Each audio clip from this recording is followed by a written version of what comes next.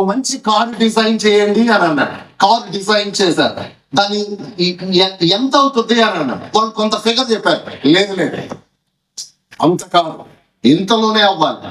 Impossible sir, impossible, loss లోకి వెళ్ళిపోతారు. అయినా పర్వాలేదు, కార్ డిజైన్ చేశారు. నానో అని పేరు పెట్టారు. ప్రపంచంలో ఇంతవరకు ₹1,00,000 కారు అందించిన వ్యక్తి ఎవరు లేరు. పద్మభూషణ్, పద్మ విభూషణ్ గ్రహీత. సాల్ట్ నుంచి సాఫ్ట్వేర్ దాకా ఎదిగాడు.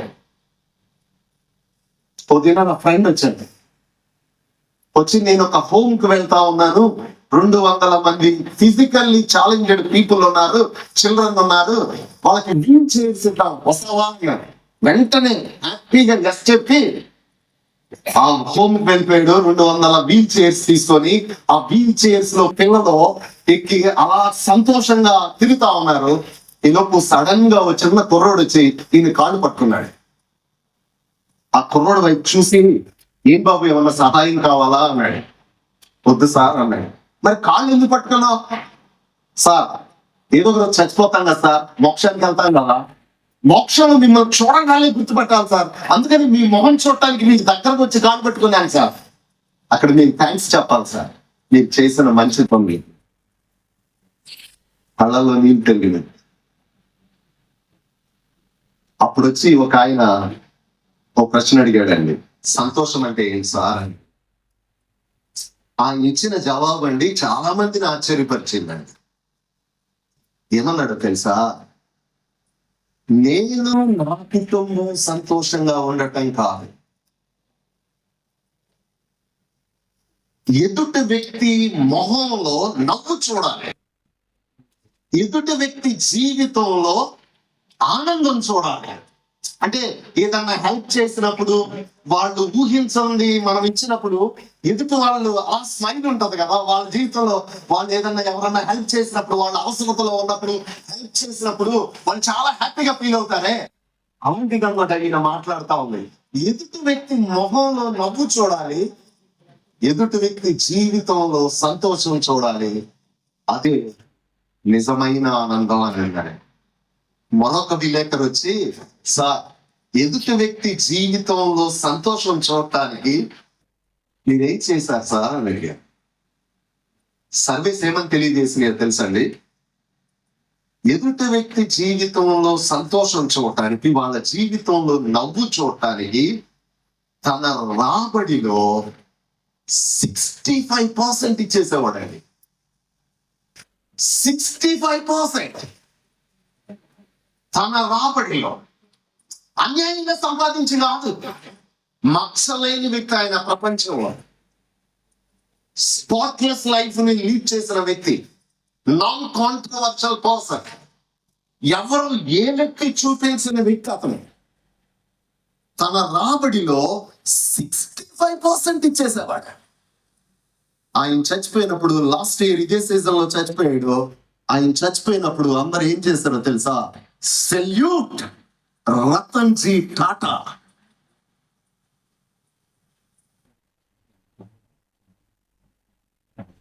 నేను కూడా ఆయన చనిపోయిన తర్వాత ఆయన లైఫ్ ని స్టడీ చేశాను. సెల్యూట్ చేయకుండా ఉండలేకపోయానండి. Such a wonderful person.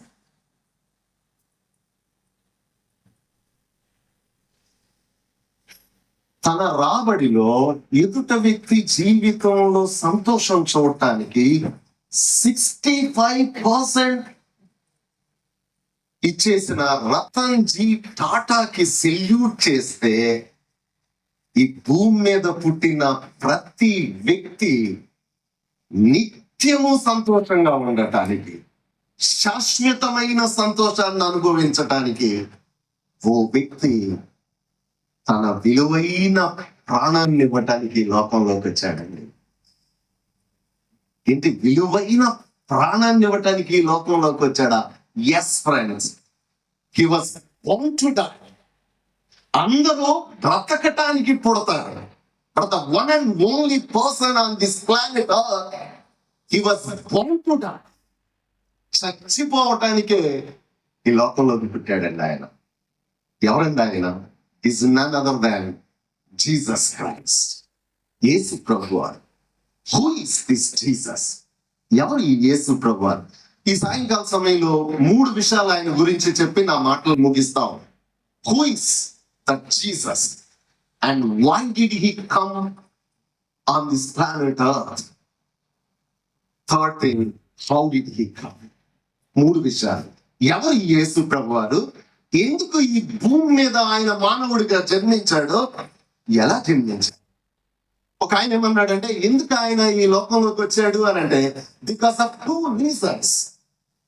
2 కారణాలు. మొదటి కారణం, బికాస్ ఆఫ్ గాడ్స్ లవ్. దేవుని ప్రేమ ఆయన్ని లోకంలోకి రప్పించింది. రెండవది, మనిషి యొక్క పాపం ఈ లోకంలోకి భగవంతుడిని ఈ లోకంలోకి రప్పించింది. Friends, what is sin? పాపం అంటే ఏంటి? పాపం అంటే ఏంటి? భగవంతుని యొక్క మాటని మీరటం.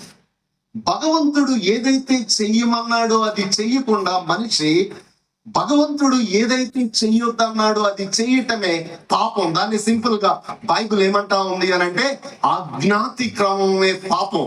అంటే స్వయాన సృష్టికర్త అయిన దేవాది దేవుని యొక్క మాట మానవుడు మీరటం పాపం అని అంటా ఉంది. కుర్రోళ్ళ భాషలో చెప్పాలంటే, వాట్ ఈస్ సిన్ అంటే, sin is nothing but taking God's word lightly. దేవుని మాట లైట్ తీసుకోవటం. ఇప్పుడు కుర్రోళ్ళంతా లైట్ తీసుకో, డాడీ ఏదన్నా చెప్పాడు అనుకో, అక్క చెప్పింది అనమాట, చెల్లు తమ్ముడే చెప్తే లైట్ తీసుకో, డాడీ అలాగే చెప్తాడు. మానవుడు దేవుని మాటని లైట్ తీసుకొని ఇష్టానుసారంగా జీవించటం ప్రారంభించాడు. దాన్నే బైబిల్ పాపం అంటా ఉంది. ఫ్రెండ్స్, ఈ పాపం మానవుని యొక్క జీవితాన్ని నాశనం చేసినంత మరి ఏది నాశనం చేయలేదు. ఏం చేసింది పాపం? It brought coverings. ప్రారంభంలోనే పాపం మానవుని యొక్క జీవితంలోకి ఏం తీసుకొచ్చిందో తెలుసా అండి? Coverings. In other words, acting. ఈ భూమి మీద మనిషి నటించినంత ఎవ్వరు నటించలేరు. ఏ ప్రాణి నటించలేరు. హస్బెండ్ దగ్గర నటిస్తాం, వైఫ్ దగ్గర నటిస్తాం. పాపం కొంతమంది వైఫ్స్ చాలా నమ్ముతా ఉంటారు హస్బెండ్స్, ఈజీగా చీట్ చేసేస్తాం. పిల్లల దగ్గర నటిస్తాం, సుపీరియర్ దగ్గర నటిస్తాం, కాలేజీలో నటిస్తాం. చదివేవాళ్ళు. నాకు తెలిసిన ఒక వ్యక్తి ఉన్నాడు, వాడు నాకు 45 years నుంచి తెలుసు. వాడికి పంచదారతో చేసిన స్వీట్స్ అంటే చాలా ఇష్టం. వాడికి వాళ్ళ మమ్మీ క్రిస్మస్ ని పురస్కరించుకొని పంచదార చిలకలు చేసి రోజుకి 2-3 ఇస్తా ఉంది. పేరెంట్స్ అలా చేస్తారు కదండి, ఎక్కువ స్వీట్స్ తింటే ఏమైతే పేరెంట్స్ బాగా తెలుసు, పిల్లలకి తెలియదు. పిల్లలు ఎక్కువ తినాలి. వీడు కూడా వీడికి 2-3 ఇస్తా ఉంటే మమ్మీ వీడికి ఇష్టం ఉండట్లేదు. He wanted to eat more, కానీ మమ్మీ అలా చేయట్లేదు. సమయం కోసం వెయిట్ చూస్తా ఉన్నాడు. ఓ దినాన డాడీ ఆఫీస్కి వెళ్ళిపోయాడు, మమ్మీ హాస్పిటల్కి వెళ్ళింది. రైట్ టైం అనుకొని ఫ్యాన్ దించి ఈ స్టార్టెడ్ పంచదార చిలకలు 1, 2, 3, 4 అలా తింటా ఉన్నాడు. అదే రోజు వాళ్ళ డాడీ ఫైల్ మర్చిపోయి ఇంటికి వచ్చాడు. వీడల్లా లోపల పంచదార చిలకలు తింటా ఉన్నాడు. డాడీ హార్న్ కొట్టాడు. వీడికి హార్న్ వినపడాల. కోపం వచ్చి జానీ అని పిలిచాడు. ఒక్కసారి ఇలానే గబగబా గేట్ దగ్గరకు వచ్చాడు. కానీ ఒక విషయం మర్చిపోయాడు, లోపల పంచదార చిలకలు ఉన్నాయి, బొక్కలన్నీ ఇలా లావుగా ఉన్నాయి. డాడీకి డౌట్ వచ్చి, అరే జానీ ఈటింగ్ షుగర్ అన్నాడు. జానీ ఏమన్నాడు? No papa. అప్పుడు పప్పా అన్నాడు, అరే జానీ ఈ మధ్య నువ్వు బాగా కవరింగ్స్ ఆడతా ఉన్నావు, you are telling lies. Johnny ఏమన్నాడండి? No papa. ఈ పప్పాలు ఉన్నారే పాపం జానీ గారిని వదిలేసేయచ్చా? పప్ప. అప్పుడు పప్ప ఏమన్నాడు, అరే జానీ నువ్వు షుగర్ తినట్లేదు అన్నావు, అబద్ధాలు ఆడట్లేదు అన్నావు, జానీ గారు నవ్విన నవ్వు ఉందే అది రికార్డ్ అయింది. మనం నవ్వుతాం, మన నవ్వులు ఎవరు రికార్డ్ చేయలేదు. జానీ గారు నవ్వు ఎందుకు రికార్డ్ చేశారో తెలుసా?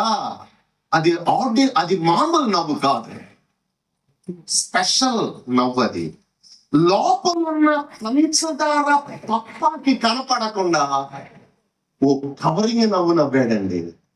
అహా అని.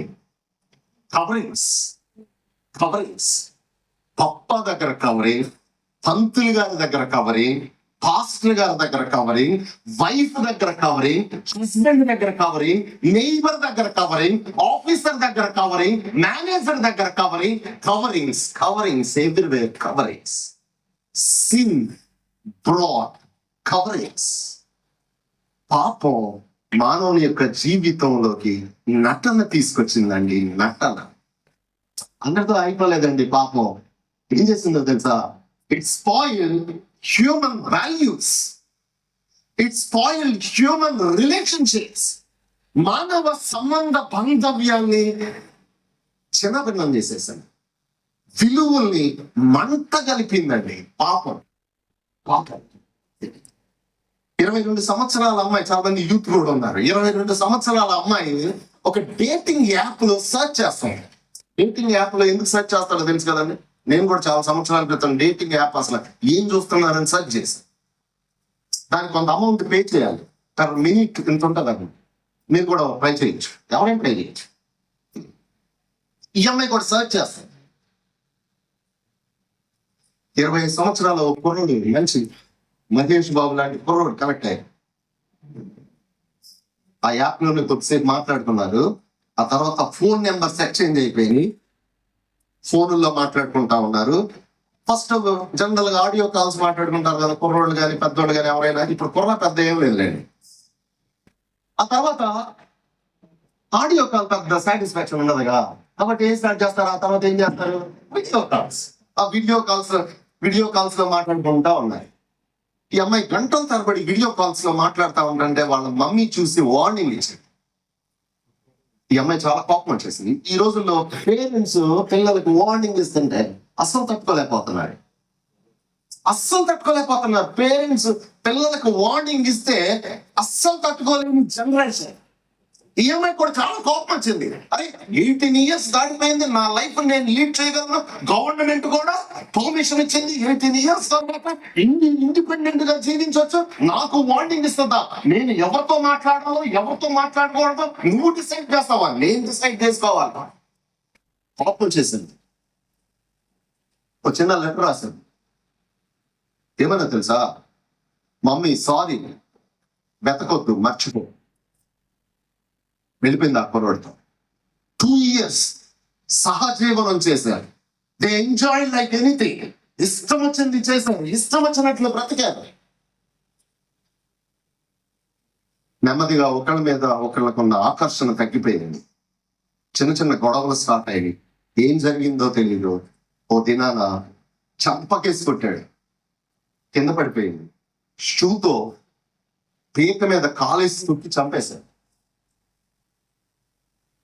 డెడ్ బాడీని ఏం చేయాలో అర్థం కాలేదు, కంగారు పడ్డాడు. వెంటనే గూగుల్ హెల్ప్ తీసుకున్నాడు. అన్నట్టు చదివాడు గూగుల్లో.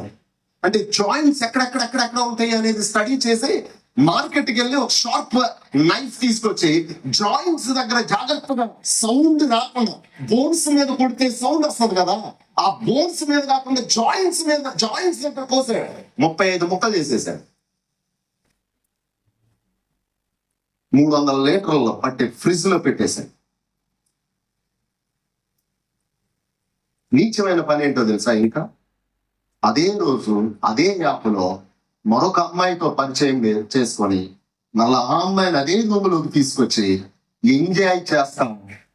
పోలీసు వాళ్ళకి దొరికిపోయాడండి. 28 సంవత్సరాల ఆఫ్టర్, 25 సంవత్సరాల శ్రద్ధ వాకర్ని చంపిన వైనం భారతదేశాన్ని కుదిపి వేసింది. ఈనాటికి అలాంటి సంఘటనలు జరగటానికి ఈ అఫ్తాబ్ గాడు శ్రద్ధ ఒకడే కాదు, గవర్నమెంట్ కి ఒక సవాల్గా మారింది. ఈ అఫ్తాబ్ లాంటి వాళ్ళు ఇలా ఇంత క్రూరంగా ఎలా ప్రవర్తిస్తా ఉన్నారు? అంటే పెంచి పోషించిన తల్లిదండ్రుల్ని సింపుల్ గా మమ్మీ సారీ మర్చిపో అని ఎలా చెప్పగలుగుతా ఉన్నారు? ఈ శ్రద్ధ వాకర్ లాంటి ఆడపిల్లలు ఎలా చెప్పగలుగుతా ఉన్నాయి? గవర్నమెంట్ రీజన్ కనుక్కోవటానికి కొన్ని కోట్ల రూపాయలు ఖర్చు పెట్టారండి. పోలిగ్రాఫిక్ టెస్ట్ అని, నార్కో టెస్ట్ అని అనేక రకాల టెస్టులు చేశారు. ఏ డిజార్డర్ లో ఉండి ఇలాంటి క్రియలు చేయగలుగుతా ఉన్నారు? ఒకవేళ మూడ్ డిజార్డర్ లోకి వెళ్ళిపోయారా, యాంగ్జైటీ డిజార్డరా, లేకపోతే పర్సనాలిటీ డిజార్డరా, మెంటల్ డిజార్డరా, సైకియాట్రిక్ డిజార్డరా అని డిజార్డర్ కనిపెట్టడానికి కోట్ల రూపాయలు ఖర్చు పెట్టారు. ఇప్పటికీ ఏ డిజార్డర్ చెప్పలేకపోయారు.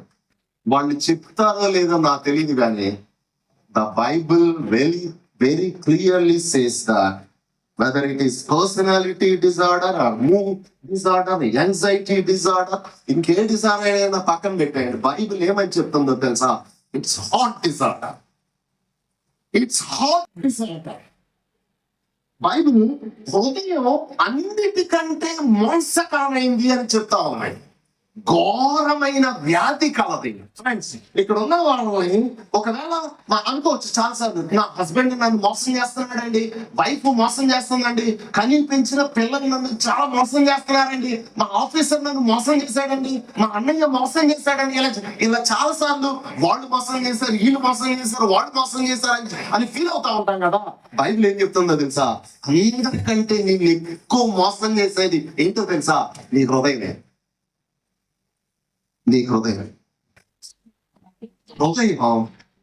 అన్నిటికంటే ఘోరమైన వ్యాధి కలది. ఫ్రెండ్స్, పాపం మానవుని యొక్క జీవితంలోకి అశాంతి, అసంతృప్తి, మానవ విలువల్ని చిన్నభిన్నం చేసింది. మనిషి చాలా సార్లు పైకి గంభీరంగా నవ్వుతూ సంతోషంగా కనిపించవచ్చు, కానీ భారతదేశంలో ఉన్న సగటు భారతీయుడంట 24 గంటల్లో సర్వీస్ ఏమని తెలియచేస్తున్నాయో తెలుసా? ప్రతి 24 గంటల్లో 24 మంది ఈ బ్రతుకు వేస్ట్ అని ఆత్మహత్యలు చేసుకుంటా ఉన్నారు. పైకి నవ్వుతూ కనిపించవచ్చు, సంతోషంగా ఉన్నట్లు కనిపించవచ్చు, ఏ బాధలు లేనట్లు కనిపించవచ్చు, కానీ పాపం మానవుని యొక్క జీవితాన్ని నాశనం చేసినంత మరి ఏది నాశనం చేయలేకపోతా ఉందండి. ఇక ఫైనల్ గా పాపం ఏం చేసింది అనంటే నిత్య నరకాన్ని తీసుకొచ్చేసిందండి మానవుని యొక్క జీవితంలోకి. నిత్య నరకం. ఓ వ్యక్తి నరకం అంటే ఏంటి అని అడిగాడు. నరకం అంటే ఆయన ఏం చెప్పాడంటే, a place where there is a non stop punishment is called hell అన్నాడు.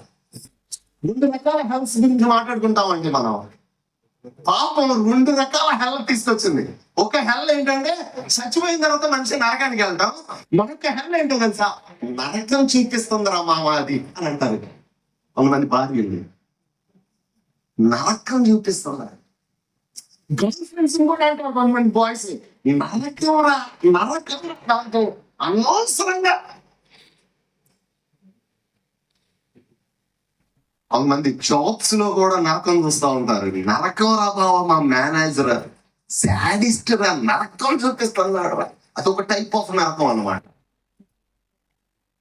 రెండవ నరకం, a place where there is a non-stop punishment is called hell. Manager పోతే ఈ భూమి మీద ఉండే నరకం తప్పిపోయింది. మేనేజర్ మంచోడు వస్తే. వైఫ్ కొంచెం మారిపోతే మామూలుగా పరిస్థితులు బాగుంటాయి. హస్బెండ్ కొంచెం తాగుడుతో జూతమో మానేస్తే పరిస్థితులు మామూలుగా ఉంటాయి. బట్ పాపం తీసుకొచ్చిన హెల్ ఎలాంటిదో తెలుసా? ఎవరో తీసేయలేదు.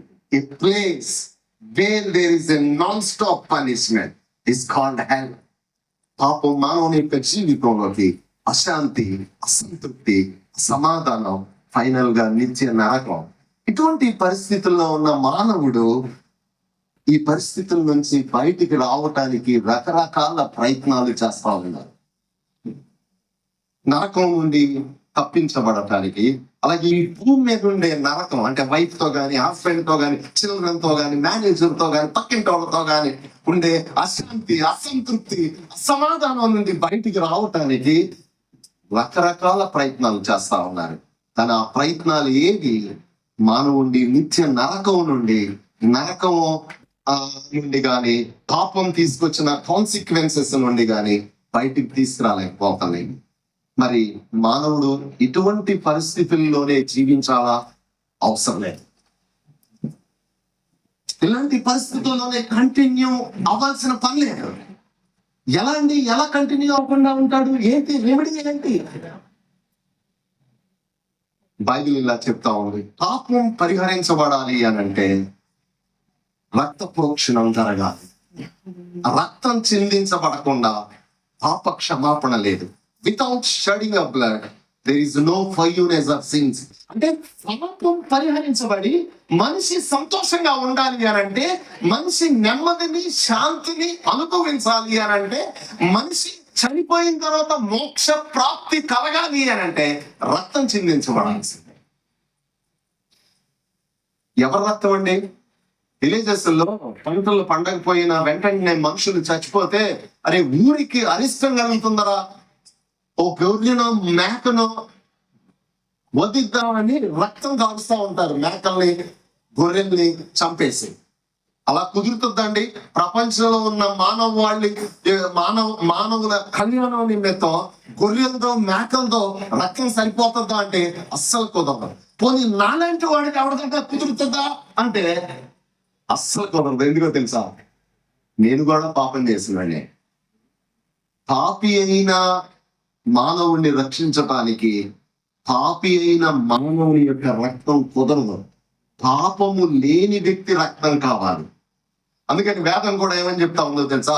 సర్వ పాప పరిహారం అంటే సర్వ మానవుల యొక్క పాపము పరిహరించబడాలి అని అంటే, క్యాన్సిల్ చేయబడాలి అని అంటే ఏం జరగాలి? సర్వ మానవుల యొక్క పాపము పరిహరించబడాలి అని అంటే సృష్టికర్త అయిన పరమాత్ముడనే ఆయన ఈ లోకంలోకి వచ్చి రక్తం చిందించాలి.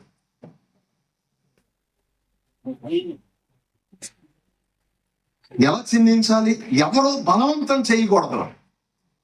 రక్తం పరమాత్మైన పుణ్యదాన బలియాగం అంటే పుణ్యంగా దానంగా వాలంటీర్ గా ఆయనే ముందుకొచ్చి మానవ కళ్యాణం నిమిత్తం యజ్ఞమైపోవాలండి ఆయన.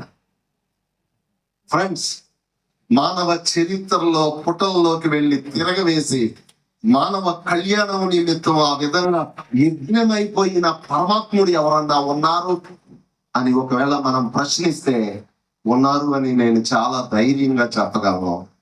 ఆయనే యేసు ప్రభువారు. Who is this Jesus?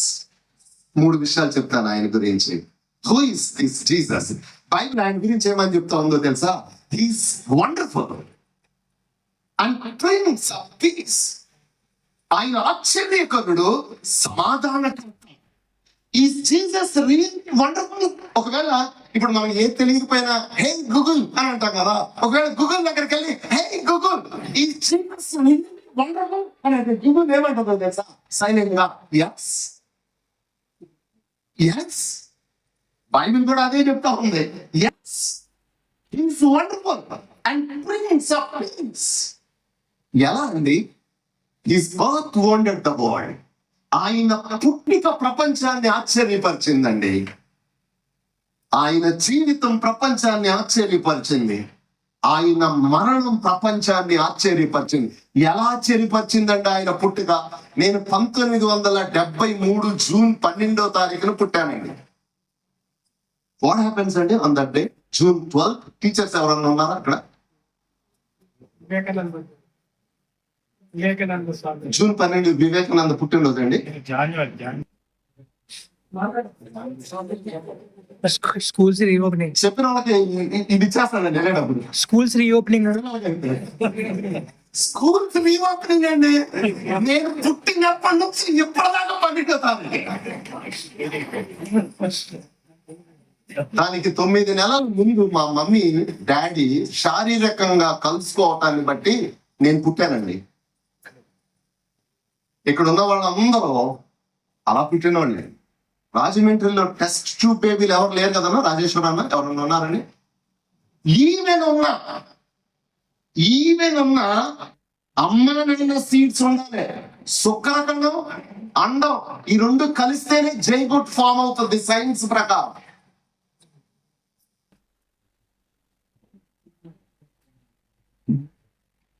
But the one and only person on this planet Earth without శుక్రకణం, పురుషునితో సంబంధం లేకుండా వర్జిన్ మేరీ, కన్య అయిన మేరీ ఓ మగబిడ్డకి జన్మనిచ్చిందండి.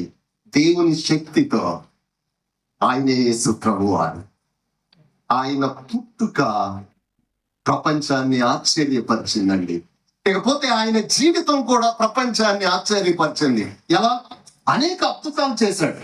కుంటి వాళ్ళని బాగు చేశాడు, చచ్చిపోయిన వాళ్ళని లేపాడు. ఒక దినాన ఓ స్త్రీ యేసు ప్రభువు దగ్గరకు వచ్చింది. విపరీతమైన సమస్యలో ఉంది. ఆవిడకి చాలా డబ్బున్న ఆవిడ. ఆ డబ్బులతో ఆ రోజుల్లో అందుబాటులో ఉన్న ప్రతి డాక్టర్ దగ్గరికి వెళ్ళింది.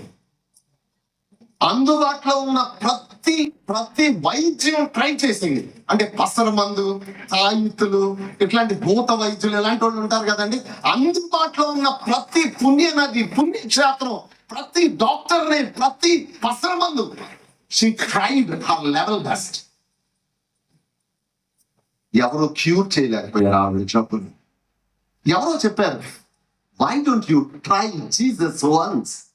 చాలా ట్రై చేసావు కదా, ఒకసారి జీసస్ దగ్గరికి వెళ్ళొచ్చు కదా. చాలా ఇలా చచ్చిపోయిన లేపుతున్నాడంట, గుంటు వాళ్ళని బాగు చేస్తా ఉన్నారంట, ఎందుకు ఒకసారి నువ్వు ఆయన దగ్గరికి వెళ్ళకూడదు అన్నారు. సరే అనుకుంది. ఓ దినాన్ని వెళ్ళింది యేసుప్రభు దగ్గరికి. ఆయన స్ట్రీట్ లో మాట్లాడుతా ఉన్నాడు. ఆవిడ యేసుప్రభు దగ్గరికి వచ్చింది. ఇలా వచ్చి తన సమస్య చెప్పుకుందామని ఇలా ముందుకు వచ్చింది. కానీ చెప్పుకోలేకపోయింది, పైనేసి. ఆవిడ సమస్య ఏంటో తెలుసండి, 12 years నుంచి బ్లీడింగ్ ఆగటం లేదు, రక్తస్రావంతో బాధపడతా ఉంది. ఆ దినాల్లో రక్తస్రావం కలిగిన వాళ్ళు సమాజంలో పబ్లిక్ గా తిరగటానికి వీల్లేదు, వీలేస్తారు. గుర్తొచ్చి తగ్గింది వెనక్కి. కానీ ఎలా అయినా ఈ సమస్య నుంచి బయటికి రావాలి, ఎలా ఎలా ఎలా ఎలా ఆలోచిస్తా ఉంది. అప్పుడు వెంటనే ఒక థాట్ వచ్చి ఉంటుంది అనుకుంటున్నాను నేను. ఏమని థాట్ వచ్చి ఉంటుందో తెలుసా? ఇఫ్ జీసస్ ఈజ్ వండర్ఫుల్, ఆయన నిజంగా ఆశ్చర్యకరుడైతే, ఆయన నిజంగా దేవుడైతే, ఆయన నిజంగా సృష్టికర్తైన దేవుడైతే, నా సమస్య ఆయనకి చెప్పుకుంటేనే ఆయనకి తెలుస్తుందా? చెప్పుకోకపోయినా ఆయనకి తెలియాలి. ఆయన వండర్ఫుల్ అయితే నేను ఒక పని చేస్తాను. ఆయన నిజంగా శక్తిమంతుడైతే, ఆయన నిజంగా ఆశ్చర్యకరుడైతే, ఆయన నిజంగా దేవుడైతే, ఆయన శక్తి ఇలా పట్టుకుంటానండి. నా చెప్పు తగ్గిపోయింది, దాన్ని నమ్మిందండి. మెల్లగా వెళ్ళింది. ఎవరు చూడలేదు అనుకుంది. వెళ్ళి ఇలా షర్ట్ పట్టుకుందండి. ఫ్రెండ్స్, బిలీవ్ మీ, 12 years నుంచి ఏ డాక్టరు, ఏ పుణ్యనది, ఏ పుణ్యక్షేత్రం, ఏ పసర మందు, ఏ భూత వైద్యుడు, ఏ తాయిత్తు స్వస్థపరచలేనటువంటి ఆవిడ జబ్బు అలా హీల్ అయిపోయిందండి. అందుకని ఆయన ఏమన్నారో తెలుసా? వండర్ఫుల్, ఆశ్చర్యకరం. పొద్దున పట్టణంలో ఓ వ్యక్తి ఉన్నాడు. విపరీతంగా డబ్బు సంపాదించాడు. లంచాలు తీసుకోవటంలో మనోడు ఫస్ట్ అన్నమాట. అన్యాయం చేయటంలో విపరీతంగా ముందుంటాడు. అన్న, చెల్లి, తమ్ముడు ఇంకేమన్నది అతనికి. విపరీతంగా డబ్బు సంపాదించాడు. కానీ అతని లైఫ్ ఎలాంటిదో తెలుసండి? రోడ్డు మీద వెళ్తా ఉన్నాడు అనుకోండి, అందరూ నీది ఒక బతకండి రా అంటారు. నీది ఒక బతకండి రా.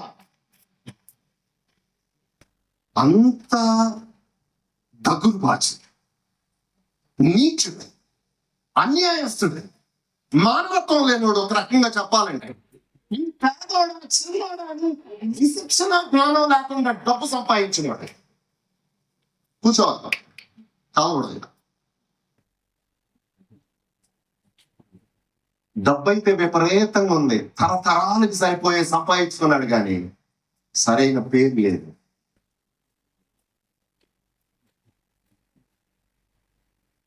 లోపల నెమ్మది కూడా లేదు. తను సంపాదించిన డబ్బు తనకి సంతోషాన్ని ఇవ్వలేకపోయింది. ఈ మధ్య రీసెంట్ సర్వీస్ కూడా అదే తెలియచేస్తా ఉంది. విపరీతమైన అశాంతి, విపరీతమైన అసమాధానం, విపరీతంగా నిద్ర పట్టకుండా నిద్ర పట్టని జీవితాలు, నెమ్మది లేని జీవితాలు ఎవరు అనుభవిస్తున్నారు అని సర్వే చేశారు. బాగా డబ్బున్న వాళ్ళు అంటే బాగా డబ్బున్న వాళ్ళకి సంతోషం లేదంట, బాగా డబ్బున్న వాళ్ళకి నెమ్మది ఉండట్లేదంట, బాగా డబ్బున్న వాళ్ళకి నిద్ర పట్టట్లేదంట, బాగా డబ్బున్న వాళ్ళకి శాంతి లేదంట. మనోడికి కూడా శాంతి లేదు, లోపల నెమ్మది లేదు. ట్రై చేస్తా ఉన్నాడు నెమ్మది కోసం, శాంతి కోసం, ఎక్కడ దొరకట్లేదు. ఎవరో చెప్పారు, హలో విన్నావా అన్నాడు. ఏంటి? జీసస్ అంట, ఆయన గుంటాలని బాగు చేస్తున్నాడంట, కొంతమందికి నెమ్మది లేని వాళ్ళకి నెమ్మదినిస్తున్నాడంట, సంతోషం లేకుండా జీవించే వాళ్ళకి సంతోషాన్ని కూడా ఇస్తున్నాడంట ఆయన. ఇలా చెప్తే he wanted to see Jesus. మళ్ళీ ఇంకొకరు ఎవరో వచ్చి చెప్పారు, నీ యేసు ప్రభు వారిని చూడాలని ఎప్పుడు నుంచి అనుకుంటున్నావు కదా, రేపే నీ విలేజ్ మీదగా పలానా విలేజ్ వెళ్తున్నాడు అన్న. సెలవు పెట్టేశాడు మనవాడిని. జీసస్ కోసం కాసుకొని కూర్చున్నాడు. ఇన్ఫర్మేషన్ రైటే. జీసస్ ఆ రోజు అలాగే వస్తా ఉన్నాడు, వాళ్ళ విలేజ్ లోకి ఎంటర్ అయ్యాడు. అలా వస్తా ఉన్నాడు. ఇతను చూస్తా ఉన్నాడు జీసస్ ని, కానీ జీసస్ చుట్టూ చాలా క్రౌడ్ ఉన్నారనమాట. ఇతను కనబడలేదు, జీసస్ మొహం కనబడట్లేదు. జీసస్ చూడాలి, నిజంగా ఆయన చచ్చిపోయిన లేపాడు, గుడ్డ బాగు చేస్తున్నాడా, ఇన్ని ఎలా చూడాలనుకున్నాడు. కానీ జీసస్ కనబడట్లేదు. మూడవలో ఆయన చాలా షార్ట్ మ్యాన్, పుట్టుడు అన్నమాట. ఇక అటు ఇటు చూశాడు, జీసస్ విలేజ్ దాటిపోతా ఉండగానే వెంటనే అనుకున్నాడు, వెనకాల చూశాడు, ఓ చెట్టు కనబడింది ఇలాంటిది. తన పొజిషన్ పక్కన పెట్టేసి, వయసుని పక్కన పెట్టేసి, చిన్న కుర్రలాగా చెట్టు ఎక్కేసాడు అండి. చెట్టు మీద ఇలా చూస్తా ఉన్నాడు. జీసస్ ఇలా వస్తా ఉన్నాడు, చెట్టు కిందకి వచ్చాడు. హలో చెక్కయ్య, ఆయన పేరు చెక్కయ్య అనమాట. హలో చెక్కయ్య అన్నాడు. చెక్కయ్య షాక్. అది నా పేరు ఎలా తెలిసింది, నా పేరు ఎలా తెలిసింది? షాక్ అయిపోయాడు. ఇంకొక షాక్ ఇచ్చాడు జీసస్. ఏంటో తెలుసా? చెక్కయ్య కండా, నీ ఇంటికి లంచ్ వస్తా అన్నాడు. నా ఇంటికి లంచ్కి నా ఇంటికి రావటం అంటే ఒక సెలబ్రిటీ మీ ఇంటికి లంచ్కి వస్తానంటే ఎక్కడ ఫీలింగ్? పవన్ కళ్యాణ్ గారు వచ్చి మీ ఇంటికి లంచ్కి వస్తానంటే ఎక్కడుంటది? నీ పేరు పెట్టి పిలిస్తే అసలు కుర్రలు పెట్టిపోతాను కూడా. పేరు పెట్టి పిలిచి లంచ్కి వస్తాననగానే మనోడు షాక్. నేను అనుకుంటా ఉన్నాను, దూకేసి వెళ్తా ఉన్నాడు జీసస్ తో పాటు. చుట్టూ ఉన్న వాళ్ళు ఏమనుకుంటున్నారో తెలుసా? ఈ జీసస్ ఏంటండి ఇటువంటి దగురుబాజీ గారి ఇంటికి వెళ్తున్నాడు, వీడు ఎంత మంచిని మోసం చేశాడు, ఆ ఇల్లు ఎట్ట కట్టాడు, అది పలానా దోసుకొని కదా, ఆ పొలం ఎట్టగా కొన్నాడు, అన్ని దోసుకుంది కదా, ఇట్లా అన్ని చెప్పుకుంటా ఉన్నారు. ఇతను కొంచెం కండారీస్ ఉంటుంది అనుకుంటున్నాను నేను. ఒకవేళ వీళ్ళ మాటలు కానీ జీసస్ ఇంట నా ఇంటికి రాడేమో అన్నట్లు కంగారు పడి ఉంటాడు. అప్పుడు జీసస్ ఇంకొంచెం దగ్గర తీసుకొని ఇట్లానే డోంట్ వరీ అన్నట్టు ఇంటికి వెళ్ళాడండి. ఇంట్లోకి వచ్చాడు జీసస్, చేయి వేసాడు, కూర్చోగానే జక్క ఇలా వచ్చాడు వేసుకున్నాడు, చేతులు పెట్టాం. హలో జీసస్ చూస్తా ఉన్నాడు. హలో జీసస్, వీళ్ళందరూ చెప్పారే నా గురించి, అది నిజమే జీసస్. నేను ఒక యతమని, అన్యాయస్తుని, మానవత్వం లేదు నాకు. ఆడు తమ్ముడా చెల్లె, ఆడు పేదోడా, అసలు ఈ ఆఫీస్కి ఎవడం వచ్చాడనుకో, ఆడు పేదోడని కూడా చూడకుండా వాడి దగ్గర నేను లంచం తీసుకునేవాడిని. నేను ఒక యతమని జీసస్, నిజంగానే యతమని. వాళ్ళు చెప్పుకున్న దానికంటే నేను నిజంగా యతమని నేను. But this is my declaration అన్నట్టు ఓ విషయం చెప్పాడండి. ఏంటో తెలుసా? జీసస్ వీళ్ళందరి దగ్గర అన్యాయంగా సంపాదించారు జీసస్. ఎవరి దగ్గర అయితే అన్యాయంగా డబ్బు సంపాదించారో వాళ్ళకి 4 times ఇచ్చేస్తాను జీసస్. అంటే ఎవరి దగ్గర ₹1,00,000 లంచం తీసుకుంటే 4 lakhs ఇచ్చేస్తారు. That was the custom of youth. అంతటితో ఆగలేదండి, ఇంకొంచెం ముందుకు వచ్చాడు జీసస్. అలా చూస్తా ఉన్నాడు, ఇంకొంచెం ముందు వచ్చాడు జీసస్. వన్ మోర్ థింగ్ ఏంటంటే ఇలా చూస్తున్నాడు జీసస్, విపరీతంగా సంపాదించాను కదా, ఆ సంపాదన అంతా ఏం చేస్తానో తెలుసా? నా ఆస్తి అంతా అమ్మేసి సగం పేదోళ్ళకి ఇచ్చేస్తా. Change. When Jesus Zacchaeus' house, Jesus ఎక్కడుంటే అక్కడ చేంజ్ అండి. జీసస్ ఎక్కడుంటే అక్కడ change. There was a change in that women. There was a change in Zacchaeus' house.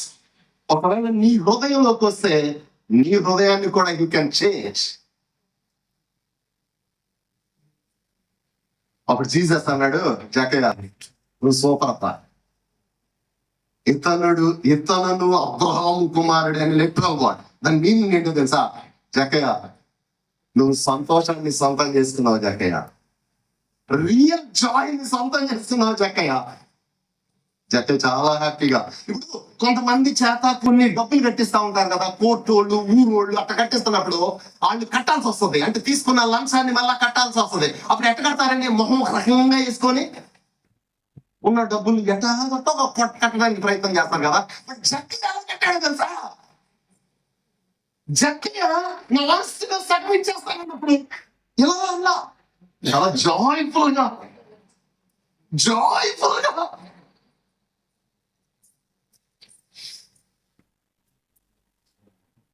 ఆశ్చర్యపడు. His birth wondered the world.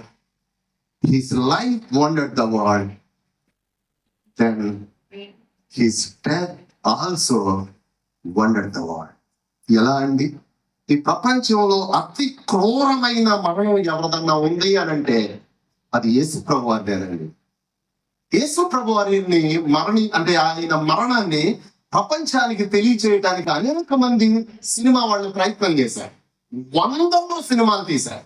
మీరు ఒకవేళ గూగుల్ సెర్చ్ చేస్తే ఈ ప్రపంచంలో ఎవరి మీద సినిమాలు ఎక్కువ చేశారు అని అంటే దట్ ఇస్ జీసస్ క్రైస్ట్.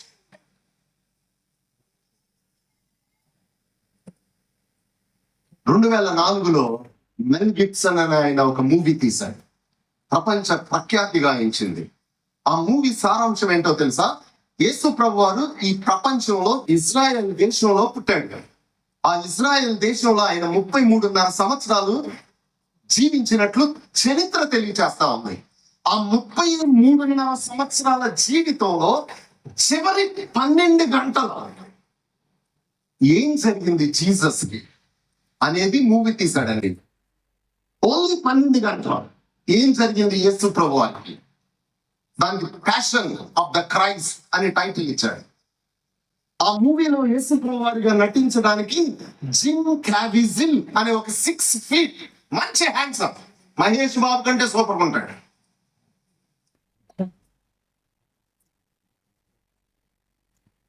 అతన్ని సెలెక్ట్ చేశారు. షూటింగ్ స్టార్ట్ అయ్యింది. ఆ రోజు షూటింగ్ లో యేసు ప్రభు వారిని కొరడాలతో కొట్టే సన్నివేశం షూట్ చేస్తా ఉన్నారు. డైరెక్టర్ ఏం చేశాడు అని అంటే ఆ జిమ్ క్యావిజిల్ కాళ్ళ దగ్గర నుంచి ఇక్కడ దాకా ఆర్టిఫిషియల్ స్కిన్ అరేంజ్ చేశాడు. అంటే కొరడాతో కొట్టినప్పుడు దెబ్బ తగలకూడదు. షూటింగ్ స్పాట్ లోకి వచ్చారు. లైట్స్ ఆన్ అనగానే లైట్స్ ఆన్ అయ్యి కెమెరా స్టార్ట్ అయిపోయింది. సో ఒక అతను కొరడా తీసుకొచ్చి అతన్ని కొరడాతో కొట్టారు. నిజంగా కొరడా దెబ్బ పడితే ఎలాంటి నొప్పి వస్తుందో అలా నటించాడు. అందరు చప్పట్లు కొట్టారు. సెకండ్ స్ట్రోక్ అనగానే మరలా కొట్టారు, ఇంకా బాగా నటించాడు. థర్డ్ స్ట్రోక్ అనగానే గట్టిగా కొట్టగానే పెద్ద కేక వేసి అలా పడిపోయాడు. బ్లీడ్ అవుతుంది, రక్తం కాస్తా. హాస్పిటల్కి తీసుకెళ్లారు. 16 కుట్లు వేశారు డాక్టర్స్. అక్కడ తెగిపోయింది. 16 కుట్లు వేశారు. ఏం జరిగింది అని అంటే 3వ దెబ్బ పడినప్పుడు ఆర్టిఫిషియల్ స్కిన్ ప్రక్కగా జరిగి కొరడా దెబ్బ డైరెక్ట్ గా స్కిన్ మీద పడేది, చీలిపోయింది. కొద్దిసేపటికి అక్కడ మెల్ గిబ్సన్ డైరెక్టర్ వచ్చాడు. అప్పుడు జిమ్ క్యావిజిల్ అంటే యేసు ప్రభు వారిగా నటించిన వ్యక్తి అడిగిన ప్రశ్న ఏంటంటే, మెల్ గిబ్సన్ బైబిల్ గ్రంథంలో రాయబడినట్లు నిజంగా యేసు ప్రభు వారిని 39 కొరడా దెబ్బలు కొట్టారా? ఒకవేళ కొడితే ఎలా తట్టుకోగలిగాడు? ఒక్క దెబ్బ తగిలితే 16 కుట్లు పడి ఆయన ఎలా తట్టుకోగలిగాడు? అప్పుడు డైరెక్ట్ ఇచ్చిన జవాబు ఏంటో తెలుసా? జిమ్, మన మూవీ ద్వారా యేసు ప్రభు వారిని ఒరిజినల్ గా హింసించిన దానిలో ప్రపంచానికి మన మూవీ ద్వారా తెలియచేస్తుంది కేవలం 40%. If you want to know the reality of that scene, you can read the Bible. He started reading the Bible. Bible చదవటం ప్రారంభించాడు. బైబిల్లో యేసు ప్రభు వారిని హింసించిన విధానం చాలా క్లియర్ గా ఉంది.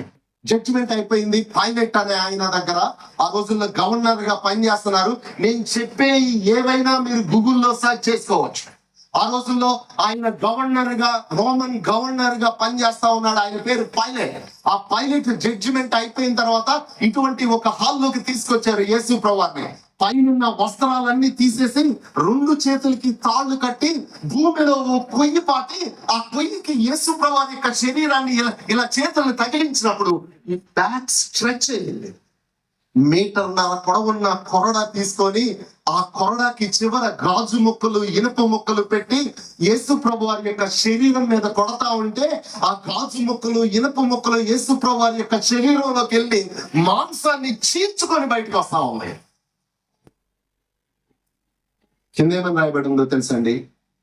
అయినా నోరు తెరవలేదు. ఎందుకు నన్ను కొడతా ఉన్నారు? నేనేం ద్రోహం చేశాను, నేను ఏం పాపం చేశానని నన్ను ఇలా చిత్రహింసలు పెడతా ఉన్నారని ఒక్క మాట మాట్లాడలేదండి. ఫ్రెండ్స్, కారణం ఏంటో తెలుసా? For your sake and for my sake, without shedding of blood there is no forgiveness of sins. రక్తం చిందించబడకుండా మోక్ష ప్రాప్తి లేదండి మనిషికి. రక్తం చిందించబడకుండా మనిషి నెమ్మదిగా, శాంతిగా, సంతోషంగా జీవించటం అసంభవం. ఆ విధంగా చిత్రహింసలు పెట్టారు. ఆయన్ని సిలువ వేశారు, సిలువలో మరణించారు. మరణించిన ఆయన్ని సమాధి చేశారు. అగై ఆశ్చర్యపరిచాడండి. ఆయన ముందుగానే చెప్పుకున్నాడు, నేను చచ్చిపోవటానికి ఈ లోకంలోకి వచ్చాను. నన్ను మీరు చిత్రహింసలు పెట్టి చంపేస్తారు, చచ్చిపోతాను, సమాధి చేస్తారు. సమాధి చేయబడిన నేను 3వ దినాన తిరిగి లేపుస్తాను. లేచాడండి. లేచి ప్రపంచాన్ని ఆశ్చర్యపరిచాడు. ఈ శుభవర్తమానాన్ని కొంతమంది గొర్రెల కాపరులు గొర్రెలు కాచుకుంటా ఉంటుంటే ఓ ఏంజిల్ వచ్చాడు. అక్కడికి వచ్చి ఏమన్నాడో తెలుసా? ఇదిగో ప్రజలందరికీ కలగబోవు మహా సంతోషకరమైన శుభవర్తమానం. ఎవరికంటండి ఈ శుభవర్తమానం? ప్రజలందరికీ, రాజకీయ వాళ్ళకేనా? ప్రజలందరికీ. ఏంటంటే ఆ శుభవర్తమానం? ప్రజలందరూ అశాంతిలో, అసంతృప్తిలో, అసమాధానంలో నిత్య నరకానికి పయనమవుతున్న మానవాళ్ళని రక్షించటానికి, మానవాళ్ళ కొరకు యజ్ఞమైపోవటానికి, మానవ కళ్యాణం జరగటానికి సృష్టికర్త అయిన దేవాతి దేవుడి లోకంలోకి వచ్చి యజ్ఞమైపోయాడు.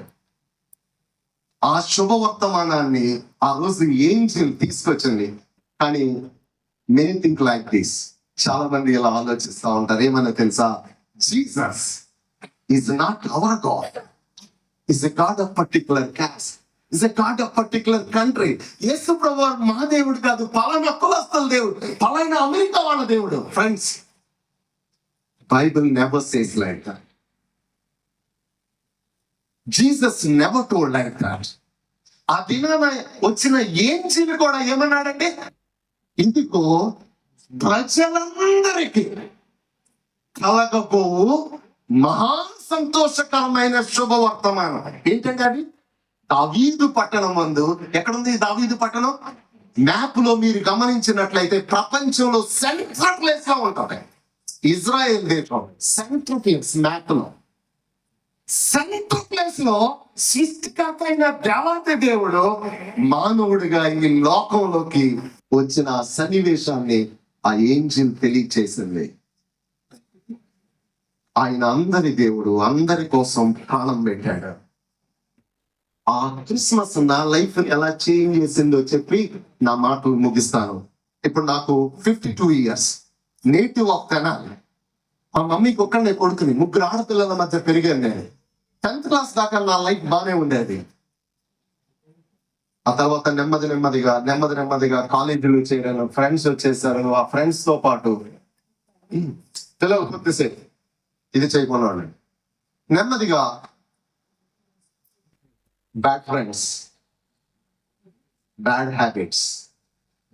ఒక 2-3 సంవత్సరాల తర్వాత నా లైఫ్ ఎలా ఉందంటే చాలా వర్స్ట్ అయిపోయింది.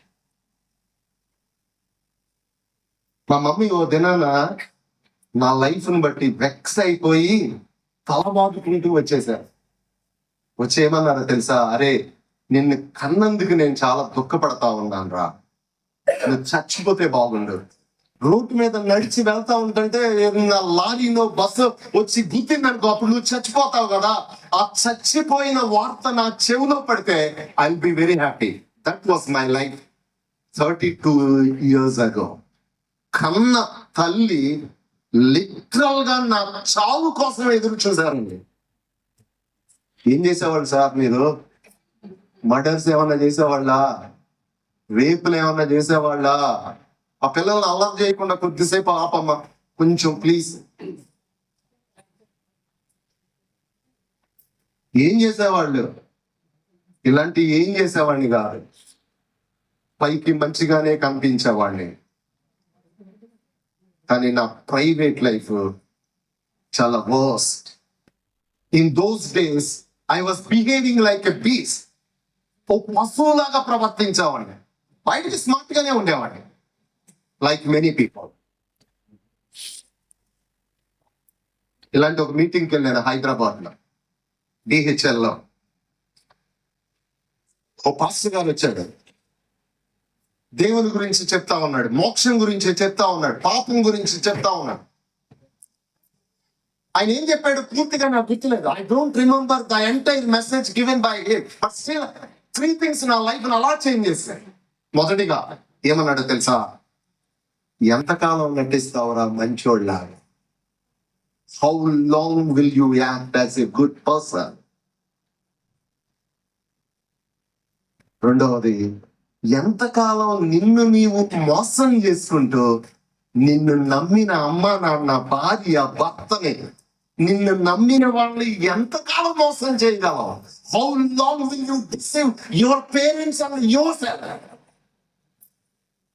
పెళ్ళైన వాళ్ళైతే వైఫ్, హస్బెండ్, చిల్డ్రన్ ఏమన్నా పెట్టుకోండి, ఎంతకాలం మోసం చేయగలవు? చివరిది నన్ను చాలా షేక్ చేసిందండి. ఏమన్నాడు తెలుసా? మనిషి అన్నవాడు ఏదో ఒక రోజు చచ్చిపోవాల్సిందే. చచ్చిపోతే ఎక్కడికి వెళ్తావరా? Where will you go when you die? Heaven? నా మనసు వచ్చి నాతో ఏమంటా ఉందో తెలుసా? అరే, నువ్వు చచ్చిపోతే ఖచ్చితంగా నరకానికే వెళ్తావరా. చచ్చిపోతే ఖచ్చితంగా నరకానికే వెళ్తావు. ఇప్పుడు నాలాంటి వాళ్ళు ఎవరన్నా వచ్చి ఇలాంటి కుర్రోళ్ళ దగ్గరకు వచ్చి ఇలా ఇలా గల్లా పెట్టుకొని, అరే నువ్వు నటిస్తున్నావురా, నువ్వు మోసం చేస్తున్నావురా, తల్లిదండ్రులు మోసం చేస్తున్నావురా, భార్యను మోసం చేస్తున్నావురా అని అన్న, నువ్వు చచ్చిపోతే నరకానికి వెళ్తావురా అంటే పెద్ద చిన్న లేకుండా లాగి ఒకడు పడతాడు.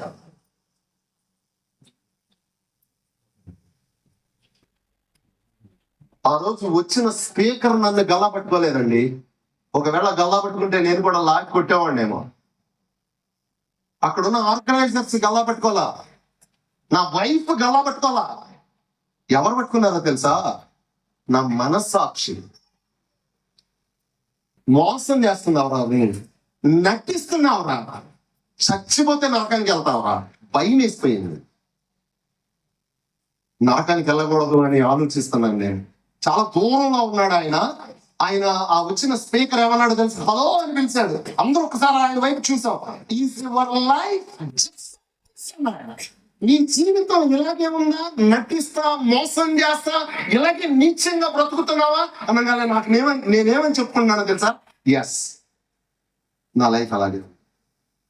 అప్పుడు ఆయన అన్నాడండి, don't worry, don't worry, here is a good news, here is a good news. చాలా ఆతృతగా ఎదురు చూశానండి, what is the good news అని.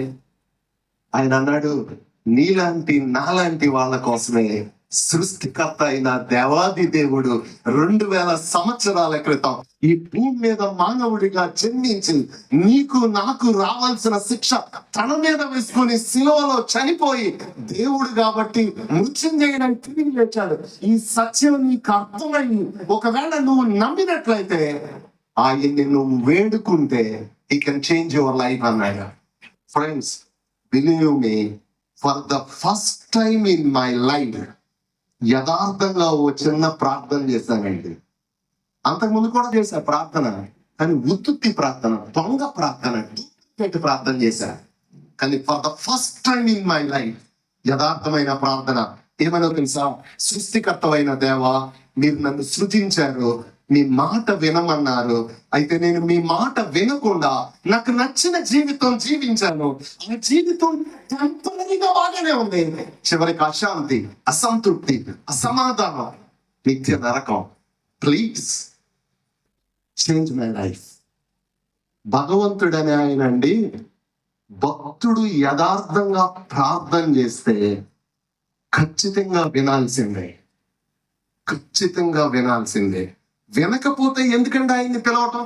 ఇప్పుడు విద్యాసాగర్ గారు ఉన్నారు, డాక్టర్ గారు, ఆయన్ని నేను పిలుస్తా ఉన్నాను, ఆయన దగ్గర నుంచి రెస్పాన్స్ లేదనుకోండి, ఎందుకు పిలుస్తానండి నేను ఆయన్ని? ఎందుకు పిలుస్తానే కాదు. ఆ రోజు భగవంతుడిని పిలిచాను, చాలా యథార్థంగా పిలిచా, రెస్పాన్స్ వచ్చిందండి. నా జీవితంలో మార్పు కలిగి చేశాడు ఆయన. మా మమ్మీ చూసింది, ఫ్రెండ్స్ చూశారు. ఏ తల్లి అయితే 32 సంవత్సరాల క్రితం నేను చచ్చిపోతే బాగుండు అని ఎదురు చూశారో ఆ తల్లి ఇప్పుడు నేను ఇంకా బ్రతికుండాలని భగవంతుడిని వేడుకుంటా ఉన్నారు. ఆ రోజు చేసిన చిన్న ప్రార్థన నా లైఫ్ ని చేంజ్ చేసింది. క్రిస్మస్ మానవుడికి కావలసిన నిజమైన సంతోషాన్ని ఇవ్వగలను. ఫ్రెండ్స్, కావాలా మీకు ఆ సంతోషం? ఏం చేయాలండి ఆ సంతోషం కావాలంటే? కొంతమంది అనుకుంటా ఉంటారు, ఆ సంతోషం కావాలి అని అంటే కులం మార్చుకోవాలి, మతం మార్చుకోవాలి, పలానా చోట మునగాలి, బొట్టులు తీసేయాలి, అది తీసేయాలి. ఇదంతా అవసరం. హృదయం మార్చుకోగలిగితే చాలు. ఆ హృదయాన్ని నువ్వు నేను మార్చుకోలేవు. మార్చటానికి సృష్టికర్త అయిన దేవాతి దేవుడు ఈ లోకంలోకి వచ్చాడు. నీకు ఇష్టమైన హృదయం మార్చుకోవటానికి, నీ లైఫ్ ని మార్చుకోవటానికి నీకు ఇష్టమైతే నేను చిన్న ప్రార్థన చేస్తాను. Please all of you close your eyes. Please all of you close your eyes.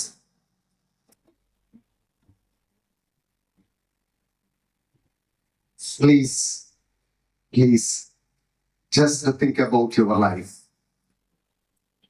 Just think about your life. Friends, let me put these questions before you before I leave this place. ప్రశ్న ఏంటంటే, నువ్వు పైకి కనిపిస్తున్నంత మంచిదానివేనా? నీ wife అనుకుంటున్నంత మంచోడివేనా? పైకి కనిపిస్తున్నంత సంతోషంగానే ఉన్నావా? లోపల నెమ్మది లేక, శాంతి లేక జీవిస్తా ఉన్నావా?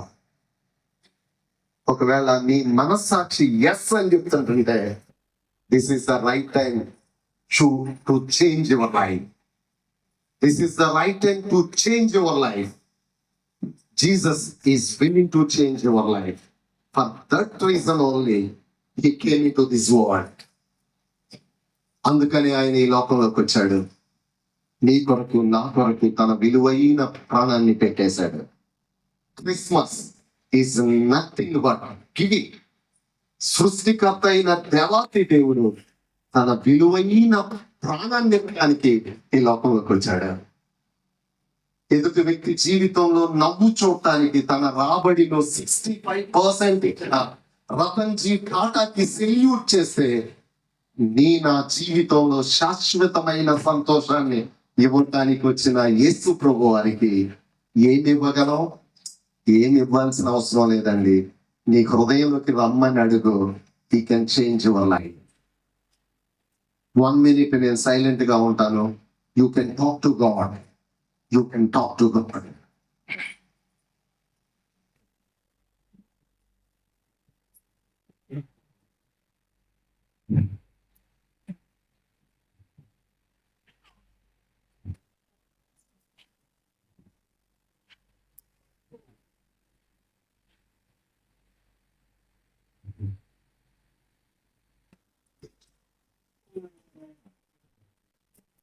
ఎస్, ఎవరైతే ఆ విధంగా ప్రార్థన చేసుకుంటా ఉన్నారో, yes I want to change my life, he can change అని నమ్మి ఎవరైతే ప్రార్థన చేసుకుంటా ఉన్నారో వాళ్ళ కోసం నేను ప్రార్థన చేస్తాను.